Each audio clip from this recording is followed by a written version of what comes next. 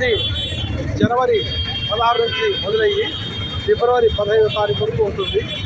ఈ పరంపరలో మనం స్టూడెంట్స్ని కానీ ప్రజలను కానీ అందరినీ అప్రమత్తం చేయాలా.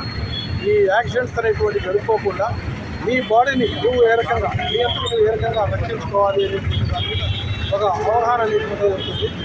ఈరోజు మన పులివెందుల్లో మా జిల్లా ఎస్పీ గారు అయినటువంటి అశోక్ కుమార్ సార్ IPS వారి యొక్క ఆదేశానుసారం ఈరోజు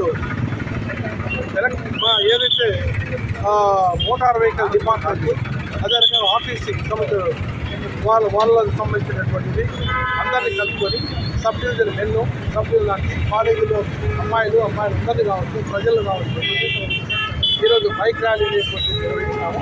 వాళ్ళకు కొన్ని సూచనలు చెప్తున్నాం. మీరు ఏదైతే వెహికల్ అనేటువంటిది నడిపితే కంపల్సరీగా సీట్ బెల్ట్ వాడండి. అదే రకంగా మోటార్ సైకిల్ అనేటువంటిది వాడితే మీరు ఏ రకంగా మన సెల్ ఫోన్కి అయితే పగిలిపోకూడదని చెప్పి మనం ఏ రకంగా పౌచ్ అనేటువంటిది తీసుకుంటామో మీ తలకు కూడా రక్షించుకోవడానికి తల పగిలితేనే కదా మంచి గ్రేడ్గా తెచ్చిపోయేది. మిగతా వాళ్ళు పైన ఉన్నా కూడా పెద్ద ఇబ్బంది ఉండదు, అది చూపించుకోవచ్చు పోవచ్చు. కానీ తల అనేటువంటిది బ్రేక్ అయిందంటే అక్కడికక్కడే చనిపోతుంది. కాబట్టి హెల్మెట్ ధరించండి. హెల్మెట్ లేనటువంటి ప్రయాణం చేయొద్దు. ఇది ఎందుకంటే మన భారతదేశ లెక్కలు తీసుకుంటే ప్రతి సంవత్సరము దగ్గర 2,75,000 నుంచి 3 లక్షల వరకు ఈ యాక్సిడెంట్స్ రకరకాలైనటువంటి యాక్సిడెంట్స్ చనిపోతున్నారు.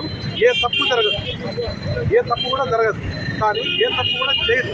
అనవసరంగా ఒక నిర్లక్ష్యము అనేటువంటి ఒక కారణంతో సరైనటువంటి మెజర్మెంట్స్ తీసుకోకపోవడము, సరైనటువంటి ప్రణాళికలతో ఈ వాహనాలు నడిపేది తీసుకోకపోవడం వల్ల ఒక నిర్లక్ష్య ధోరణితో ప్రజలనే వాళ్ళు చాలామంది చనిపోతుంది.